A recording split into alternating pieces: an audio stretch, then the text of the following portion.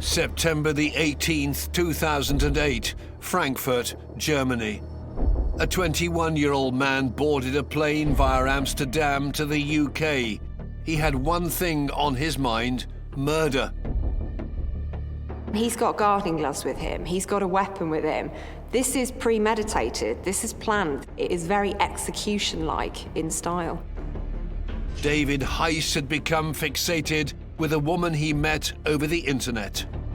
His obsession was escalating by the day. Any suggestion that he could be dumped was something that would have driven him literally off the edge.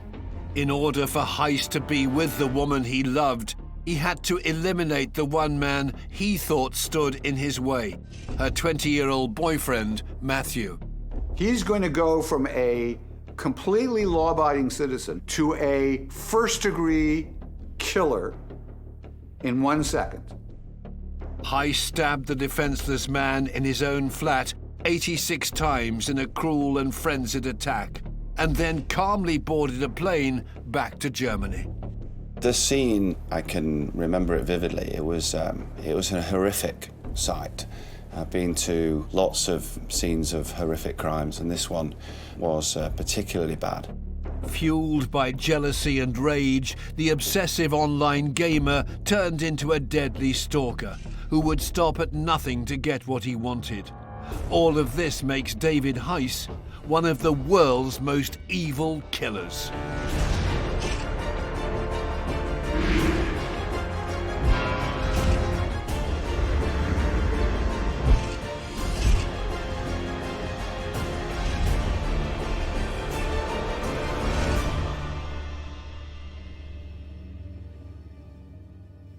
There's a way to make an entrance. This is my destiny. It was now a conspiracy of witches. Download Veely today. Nottingham, England, 2008. The city was in shock after news broke out that a 20-year-old man, Matthew, was stabbed to death in his flat. The killer was a German national, 21-year-old David Heiss, who'd become obsessed with Matthew's girlfriend, Joanna. David Heiss was absolutely fixated on Joanna. Now, he didn't want her to have a relationship with her. He wanted to own her. He wanted to possess her, and he would stop at nothing to get what he wanted. After persistently harassing Joanna for months and not getting his own way, Heiss had come to a fateful decision. Heiss kills in the name of love, and in doing so, destroys a relationship of actual love. It would take the efforts of police forces from 2 different countries to help catch the young killer. Tony Hayden was a detective chief inspector for the homicide unit at the Nottinghamshire Police Force. He'd been in the UK for 16 hours. Incredible when you think about somebody that had never been involved in the police, never committed a crime, had got no friends. Everything he'd ever done was on the internet playing war games. It was just incredible. Heiss was eventually arrested at his home in the district of Limburg an der Lahn in Germany. Police Chief Inspectors Uwe Qumbach and Rashid Barouch worked on the case. It was all over the press. It was reported across the whole of Germany, both in the local and national media. I would characterize this kind of killing as brutal. We found out that Matthew had been killed with 86 stab wounds. From my experience, this was a very brutal and cruel act. David Heiss deserves not one moment's sympathy. He was a callous, evil man who killed, for no good reason, an entirely innocent young man. This killer's story begins in 1987. David Heiss was born on June the 19th to a Bolivian mother and a German father in Frankfurt, West Germany. He was the eldest of 2 children. Affluent, he had quite a leafy, suburban upbringing, but he was unhappy. Heiss's childhood is quite a turbulent one. So his parents separated when he was 6, and his mother went on to remarry. After his parents divorced, it was decided that Heiss would live with his grandparents near Limburg an der Lahn. And he was effectively brought up by his grandmother and grandfather, to whom he was close. I think he feels like he's the outcast. And when you have those interruptions, those disruptions in the attachment that somebody has with their parents, their primary caregivers, that starts to have an impact on the relationships that they have with other people. Heiss's mother remarried and went on to have more children. I think here we've got an individual who feels like he never really sort of fits in. His mother's formed a new family unit, so I think there's always that feeling of being an outsider, of being awkward, of not having a sense of belonging in the family. His mother, a nurse, still lived in the town, but he barely spoke to her, and his father was even more distant from him. As a result, Heiss became insular and isolated. Heiss is put out to pastures. And the message in there to the child is very simple. Love can't be counted. The closest thing to you can just set you aside and go on to a new life as if it's nothing. This creates a desperate sense of insecurity. I think very early on in those early years, we're starting to see the seed sown for a disruptive adulthood, for somebody who's going to have difficulties with relationships, but it becomes an awful lot worse than that. Estranged from his parents, Heiss also struggled to make friends. He was an isolated child. He took refuge, as so many adolescents do now, in the net, in his bedroom, his computer. The teen would spend up to 8 hours a day on the internet and developed a passion for online gaming. His social interaction was limited to other gamers.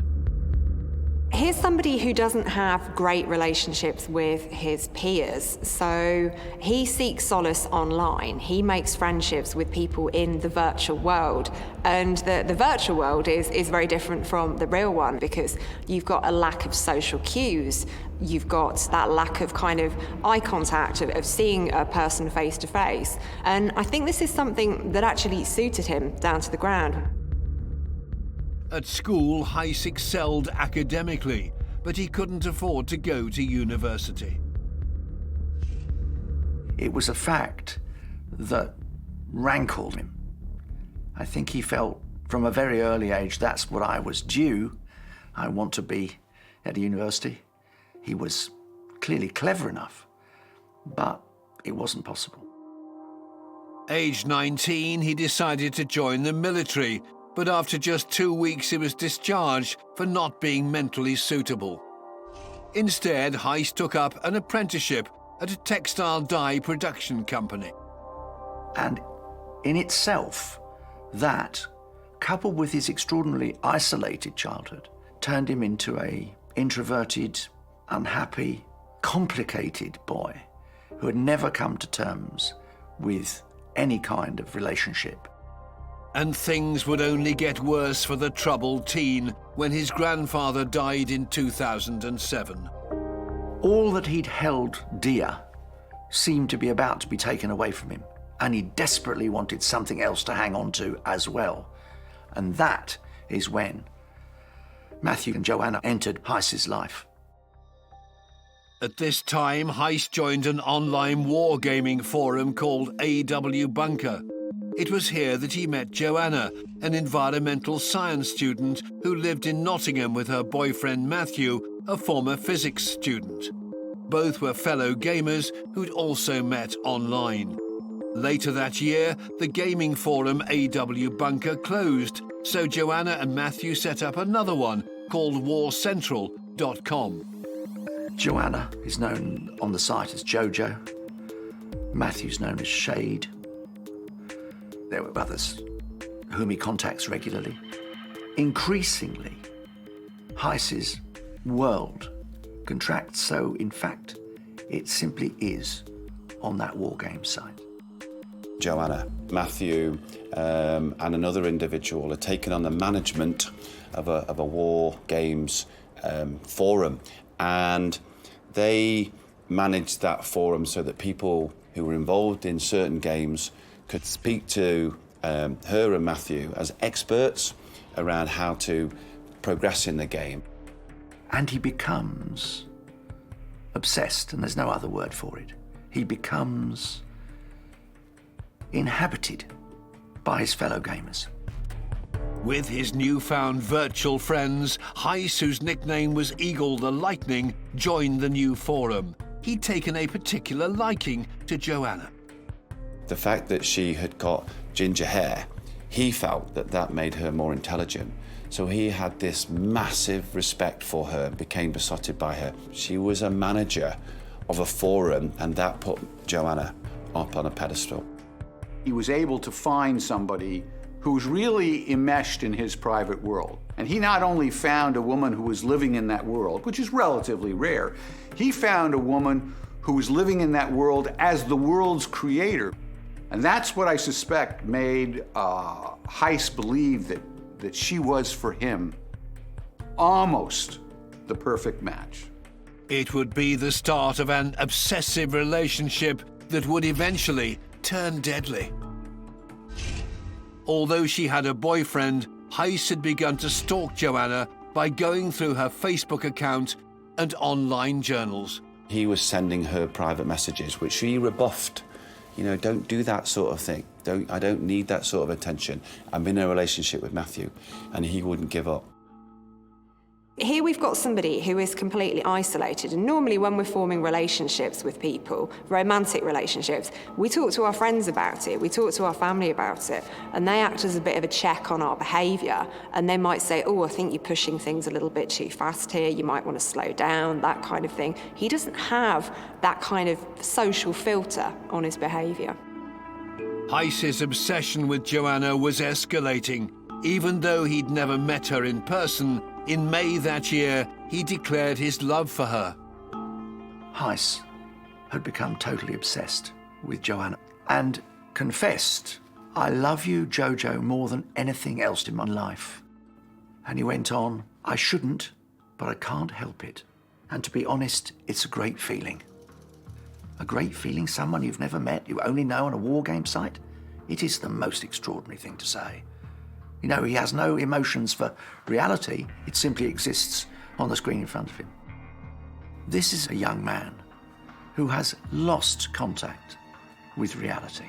He becomes fixated with Joanna, and these are behaviours that really are quite abnormal and out of the ordinary. He's doing this quite early on, and he has no kind of concept of the pacing of a relationship, of the norms and the values that inform how we actually come to construct relationships. So I think at this point, Joanna's warning signs were probably going off a little bit.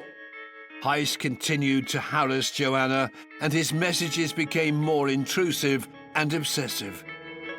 And so it's perfectly normal for a human being to bond tightly.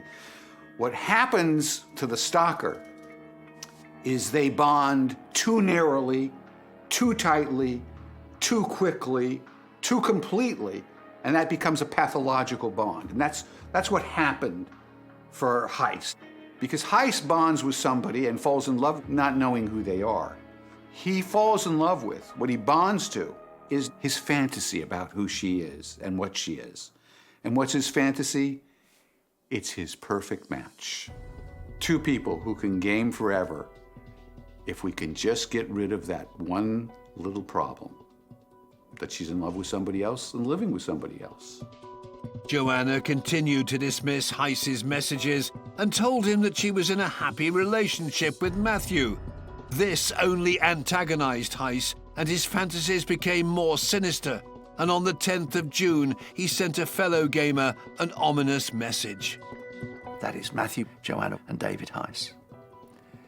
It was an eerie, indeed almost creepy thing to say.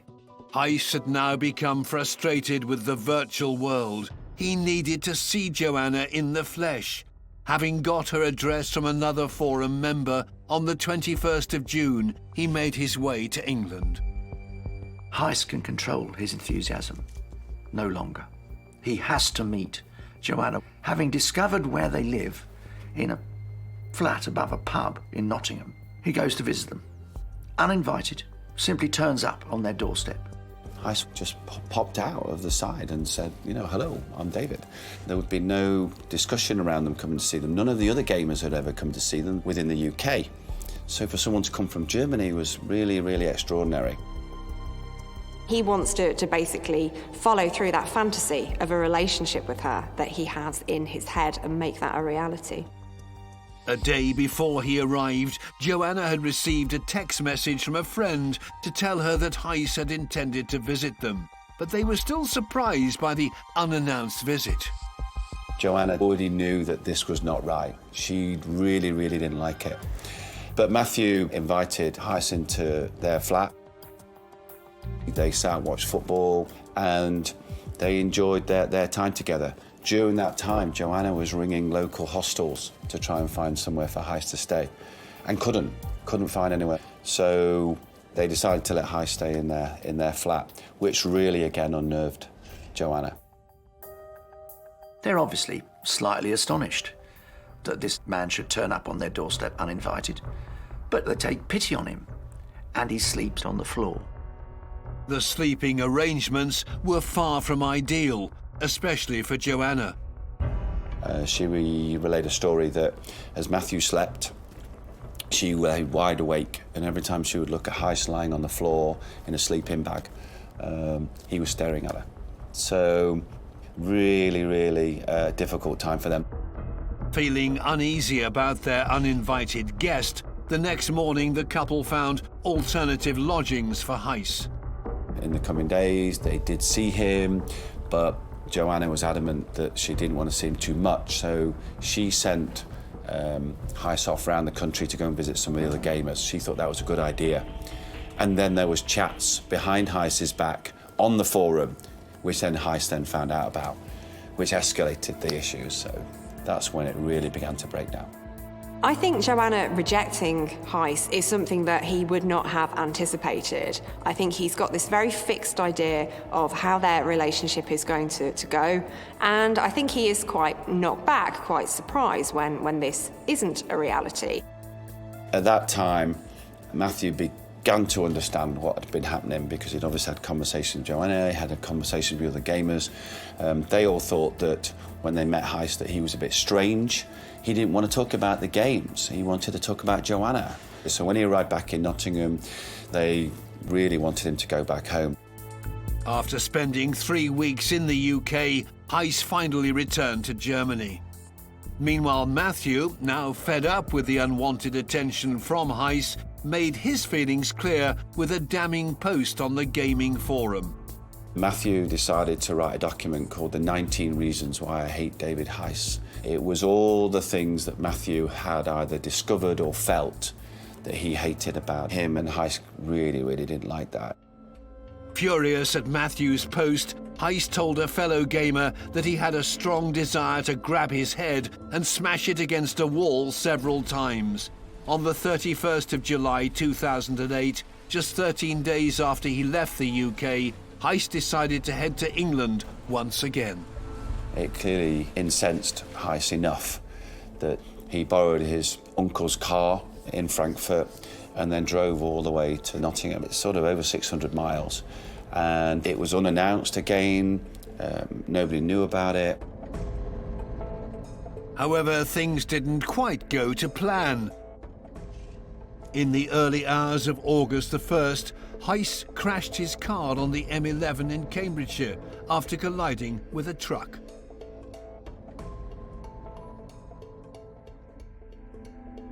He then got up in the morning from hospital with a minor arm injury and got on the train and came to Nottingham. And then Joanna saw him on the street. It absolutely freaked her out. She was frightened and ran into the flat and told Matthew. You know, that really escalated things, and I think at that point, Matthew and Joanna clearly thought this was getting out of hand. The couple made the decision to block Heiss from their forum. Heiss's obsession had begun to completely terrify Joanna. She blanked all contact with him, and indeed told him to see a psychiatrist. She'd realised that this apparently harmless German was actually potentially dangerous. But she did the one thing that was probably destined to tip Heiss over the edge, and that was to abandon him. For somebody like Heiss that was clearly a loner, clearly somebody who didn't have friends, was clearly reliant on the chat room and the gaming site all day, all night, to be told to get out of the room, you can't be part of the conversation, was clearly something that he didn't like, and that escalated his anger. Other members followed suit, which infuriated Heiss and aggravated him further. Heiss had threatened to come to England and kill himself in front of Joanna. Heiss had been falling out with all the other gamers. They'd been calling him names and telling him that he was strange, and there was clearly a real hatred within this group, Heiss against everybody else, but in particular Joanna and Matthew. Despite this, Heiss continued to declare his undying love for Joanna. His obsession was escalating by the day, by the week. Any suggestion that he could be dumped by them was something that would have driven him literally off the edge. It would have been another abandonment, which ran like a thread through David Heiss's life, was part of what made him the killer that he was to become. Heiss was now at breaking point, and his unpredictable and obsessive behavior would only escalate. He was determined to kill Matthew. I think Heiss sees the world in a very black and white way. He wants a relationship with Joanna. Matthew is a barrier to that relationship, therefore I must remove that barrier. And it really is quite chilling the way in which he goes about this. On the 18th of September, Heiss made his third trip to England in less than 3 months. Heiss takes another trip to Nottingham. He flies from Frankfurt to Birmingham Airport and then takes the train from Birmingham to Nottingham. The 21-year-old office worker had come well prepared to put his murderous plan into action. He'd brought with him enough clothing to keep him warm because he knew that he was going to have to sleep outdoors.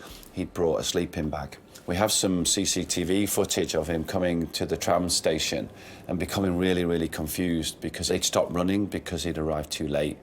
So that kind of messed him with it a little bit. So then he had to walk away through Nottingham. At approximately 1 a.m., David Heiss made his way to Joanna and Matthew's flat. We've got images of him putting his bag down, walking up the road, hiding his bag, coming back, spending a lot of time just thinking what he was going to do. He doesn't knock on the door. He sleeps outside the flat, beside an air conditioning unit, which was presumably giving out some heat. It's not the depths of winter, but it still was cold. Joanna and Matthew had no idea that Heiss was back in the country and just meters away from them. When Joanna got up in the morning in order to go to work, she kissed Matthew goodbye and she walked out. And he specifically waits for Joanna to go out to work in the morning. He watches her leave. He's now decided that the only way he can have her is if he kills her boyfriend, Matthew. With Joanna now out of sight, Heiss made his way up to their flat. He's got gardening gloves with him. He's got a weapon with him. This is premeditated. This is planned. This is something that he intends to do. It is very execution-like in style. Heiss then knocked on the door. The moment that Matthew opens the door, David Heiss launches himself at him, stabbing him repeatedly. And indeed, stabbing him relentlessly with the knife that he's brought specifically for the purpose. In a cruel and frenzied attack, Heiss chased Matthew around the small flat. Matthew had gone into the fetal position behind the closed door and then managed to escape and go running down the corridor and into the lounge. You could see evidence of where he had banged into items such as doors or cupboards and where the blood was smeared. And then he was pursued across into the corner of his bedroom cum lounge. David Heiss had viciously stabbed Matthew a total of 86 times. So this is something that is way more than you need to do to end a person's life. He didn't just want to kill Matthew, he wanted to completely obliterate him and have complete control. He was very incensed that this barrier was in the way to getting the thing that he wanted, which was the relationship with Joanna. So killing him wasn't enough. To stab somebody 86 times actually takes time, it takes energy, it takes effort. It tells you that somebody really, really means to cause that person very serious harm. We would normally describe this sort of murder as a sustained assault. This is not a moment of madness. This is planned, it's calculated. It's just an explosion of cathartic rage. He has been between him and his true love from the day that they met. Despite his horrific injuries, Matthew managed to leave a clue to his killer at the scene of the crime. To Matthew's eternal credit, he managed, in his last moments, to write the first 3 letters of David Heiss's name in his own blood on his computer console. He wrote D-A-V, presumably hoping that someone would recognize what that meant and lead the police to David Heiss. In one sense, the fact that he was still conscious enough, still willing enough to try and identify his assailant, to write the first 3 letters of his name on a monitor, shows how strong he was. But at the same time, it tells us that he was conscious, he knew what he was doing throughout the whole of that attack. Tragically, Matthew died from his horrific injuries. His murderer then proceeded to cover up his callous crime. He had made 2 suicide notes, one for him and one written for Matthew. And the one written for Matthew included personal details that he got out of Matthew using certain historical events, using certain people's names in a note. But given the horrific scene before him, Heiss realized he could no longer make Matthew's murder look like suicide. He is also premeditated enough to realize that he's probably going to better make the whole affair look like a burglary gone wrong. So he ransacks the flat to conceal the fact that it's actually a particularly directed attack at Matthew. Intent on making the attack look like a burglary, CCTV footage captured Heiss carrying items that he'd stolen from the flat and dumping them in a nearby dumpster. But there was something odd about the way he walked. One of the things that I've never really understood is that Heiss had not brought any spare shoes. His shoes were covered in blood, so he had to borrow some shoes of Matthew's. Matthew's shoes were very small. Heiss was a size 11. So as he's walking up and down the road, he's actually pigeon-toed, and you can see that. He'd also, in the frenzied attack on Matthew, stabbed himself and cut his leg. So he was bleeding. With Matthew lying dead in his flat, Heiss casually made his way to Birmingham Airport to catch the 1:20 p.m. flight back to Germany.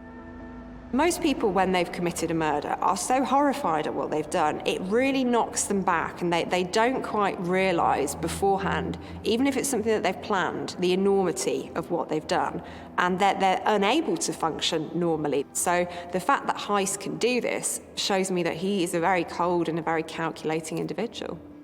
He's in the country for less than 16 hours. In that 16 hours, he kills Matthew and leaves him in the flat in Nottingham. That evening, having not heard from Matthew all day, Joanna anxiously made her way back home from work and made the horrific discovery in her flat. She rang 3 nines and spent a long time on the phone, relaying the fact that she'd found Matthew deceased. And Joanna was in a really bad state, but she was taken to the local police station in Nottingham. The next morning, Tony Hayden went to examine the murder scene. It was a horrific sight. I've been to, unfortunately, lots of scenes of horrific crimes, and this one was particularly bad. There was blood on the outside of the front door to the flat. It was absolute carnage. It was clearly evident from the scene that Matthew had been attacked and then attacked again and again. and had been chased through the flat. It was just a terrible thing to see. With no witnesses, the police were keen to find out who could have committed such a vicious attack on Matthew. Well, Joanna was vital. She had a story to tell, and it was imperative that we got to the basic information very, very quickly, and she relayed certain information to us that really set that investigation going. She told us about the fact that, you know, Matthew had got no enemies. He wasn't involved in anybody that had got criminal links, all those sorts of things. So very quickly steered us towards the problems that she was having in her life at that time, and they were all centred around David Heiss and all of the harassment and all of the issues that her and Matthew had been experiencing for months. The police gathered CCTV evidence which showed Heiss in the Nottingham area the day of the murder. It was one of those where things like dropped into place pretty quickly. It was an extraordinary case for lots of reasons, but actually identifying Heiss as the main suspect was, for us, a relatively easy thing to do. Gathering the evidence of what he did was extremely difficult. As the news broke of Matthew's murder, fear had spread amongst the local community. We had lots of problems in the student fraternity. We had officers involved in trying to reassure the student community that it wasn't an attack on them. We had to look at the general community in Nottingham and the fear that this particular crime may have created by trying to reassure them that we had an idea of who it was that had committed the offence. The difficulty was where was he? What might he do next? And we had a real concern about the other gamers that were involved in this investigation as well. Heiss had thought he'd committed the perfect murder, but he was now the police's main suspect. They just needed to find him. The police were now looking into the killer's background. Well, we started to make some investigations around Heiss and where he was from. The only thing that we'd got from some of the gamers was that he maybe lived near Frankfurt, and we didn't have any other information. After talking to other gamers, the police discovered that Heiss was apparently online the morning that Matthew was murdered. We had managed to convince his sister that he was going away overnight to a party and that he needed somebody to manage his online account, and then got his sister to log on to the computer. We were really concerned about that. Had we got this right? Even though he'd killed Matthew, Heiss continued to act innocent to the other gamers. When he was back in Germany, he began to say, "How is Matthew? And has anybody heard from Matthew?" Well, Matthew was dead. However, the police were still convinced that Heiss was their main suspect. But since he was an online gamer, they had no idea where to find him. Then there was a breakthrough in the case. Information came through about the car crash that Heiss was involved in back in August. The fact that the police had attended that crash, and what had happened was that some items had been sent to Heiss from the car by the AAA. It's like the European version of the recovery service in the UK. And that gave us a couple of addresses that linked to Heiss. So we were then able to go to the courts in the UK. We give them enough information that suggests we should arrest this individual. With a European arrest warrant, the police went through Europol and made contact with the German authorities. Ufa Quimbach and Rashid Barouch were assigned to the case. After receiving a formal request, we carried out the background checks. The only thing we knew was that he was a young man that lived in the district of Limburg-Walburg. He didn't show up in any police records, so we found nothing. It was a total blank slate for us. Heiss, unaware that he was being investigated, decided to send Joanna a message on Facebook 4 days after he'd murdered her boyfriend. He wrote a note which said, "I'm sorry for causing you so much trouble. I hope you won't lose all your hope. We will be there for you." That gives you an indication of the distortion of Heiss's mind. We will be there for you? No, I think what he really meant was, I will be there for you. What he really hoped is that Joanna would fall into his arms, that she'd somehow be won over by the fact that he'd eliminated her boyfriend. This is a very clumsy attempt at trying to worm his way back into her affections. And this really does, again, show his complete lack of judgment, his complete lack of awareness of social norms, of ways to behave when somebody has died. It reflects a complete inability to see the world from the perspective of the victim. Meanwhile, the German authorities now had an address for Heiss, and on the 24th of September, he was finally arrested. David Heiss wurde damals festgenommen von einer Spezialeinheit. David Heiss was arrested by the special unit, and he didn't resist arrest. He was brought to our office, and my colleague Quimbach and I went over the case with him. We made him aware that he was accused of committing a murder in Nottingham, to which he immediately responded by saying, "I was in Nottingham, and I'm glad that I was arrested, because I wanted to break away from it all." It was strange. There are offenders who don't say a single thing, but I got the impression from him that he was relieved that he could talk to someone about it. He almost got the whole thing off his chest. Heiss continued to open up to the German detectives. After we informed him about his situation, he told us that he didn't need a solicitor, and he wanted to tell us what happened. We started the interrogation around 10 p.m, and it finished around 3 a.m. During that time, he told us how he met Joanna and Matthew over the internet, and how he fell in love with Joanna. He said that he visited Joanna twice in Nottingham, and the third time he went over was mainly because he wanted to punish Matthew for the bad things he'd written about him on the internet. We asked him whether at the time he had the intention to kill him. He said no, he wanted to punish him, but he had taken the knife with him. Heiss then gave his version of what happened that fateful day. He told us that he had waited until Joanna had left for work that morning, and then went up to the flat. Matthew opened the door and there was a fight. He hit Matthew to the ground with a first punch, and then added countless stabs with the knife during the fight. That was how David Heiss described it.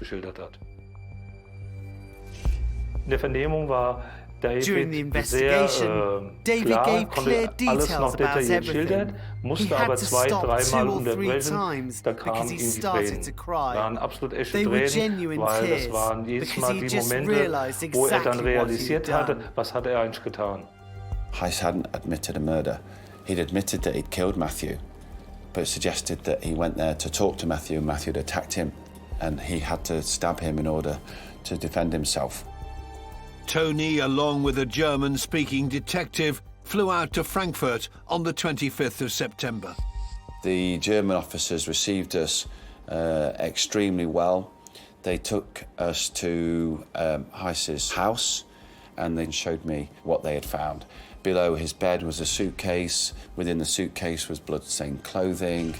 Lots and lots of information that clearly reassured me that we got the right individual. The items found in Heiss's room revealed the true state of mind of the killer. So Heiss actually hung on to some items that were related to Matthew's murder. So he hung on to the bloody clothes, he hung on to a fake suicide note. And often killers will do this, especially if this killing holds specific significance to them. It's something that has been important for them, for their sense of power, for their sense of status.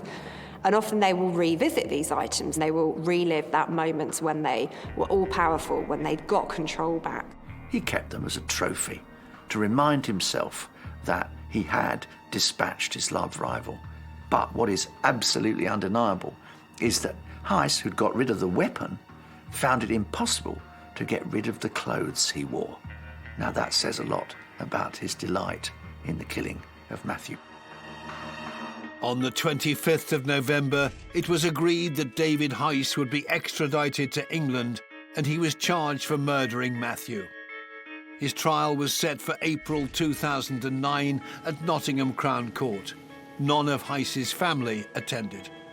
As far as we could tell, he never had any contact with his parents whilst he was in custody in England. It seemed really unusual to us for parents not to want to contact their son. I can't give you a reason why, even if I wanted to. Details of what happened on the morning of the 19th of September were presented to the jury. The critical element there was the crime scene examination that was meticulous. It showed exactly where the stabbing started and where it finished. And we were able to show how Matthew defended himself. He'd got knife wounds across his hand where he'd grabbed the knife. You know, Matthew was a strong, determined young man that fought for his life like anybody would. But he tried his utmost. He ran away, he fought back, he grabbed the knife, he did all he could to save his own life. But he was just overpowered and clearly very surprised. Heiss claimed that he'd only gone to confront the couple after they'd started to abuse him on the gaming forum, and that he'd attacked in self-defense. A feeble argument, to put it politely. If you've killed someone in self-defense, the first thing you would do is run and find a policeman and admit it at once. You wouldn't get back on a plane and fly to Germany. You wouldn't dispose of the weapons. You wouldn't keep the bloody clothes under the bed. The calculated killer even tried to manipulate the jury. His English was immaculate, and he was trying to tell the jury how it was all Matthew's fault. And he spent 2 days doing that, and I've never seen a suspect do that in a trial before. So it was a very, very difficult, very long trial. We had to prove everything. We had to bring officers from Germany to give evidence. Ich wurde damals als Zeuge zu dem Prozess vorgeladen. I was asked to be a witness at the hearing. The judge wanted to know what David Heiss had said to us during the interrogation. And once again, I described it in detail. The evidence against David Heiss was undeniable. CCTV of him coming from Birmingham to Nottingham. There was the bloodstains, the walls.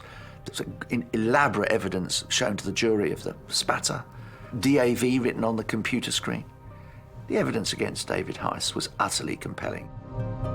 On the 11th of May, after just 2.5 hours, the jury found David Heiss guilty for the murder of Matthew. Mr. Justice Keith told Heiss that Matthew's death involved a substantial degree of both planning and premeditation, and that he'd brought the knife to kill Matthew and then make it look as if he killed himself. David Heiss was sentenced to life imprisonment with a minimum of 18 years before parole. He was only sentenced to a minimum of 18 years because of his age. If he'd have been older and he'd got a lot longer term, this was an horrific crime. I think had he not been caught for Matthew's murder, I think this is an individual who would have at least gone on to harm other people, if not kill somebody else, because he was prepared to go to these extreme lengths to get what he wanted. Who's to say that he wouldn't have done the same with the next thing that comes along in his life that he can't have? What makes David Heiss one of the world's most evil killers is the total lack of conscience, remorse, empathy, sympathy with the victim. He is a machine who has disappeared into a virtual reality, who is not anymore a man, but is suddenly simply a symbol. Heiss was a selfish, obsessed individual who callously killed an innocent man in cold blood just because he didn't get what he wanted. His meticulous planning and depraved, obsessive urges make David Heiss one of the world's most evil killers.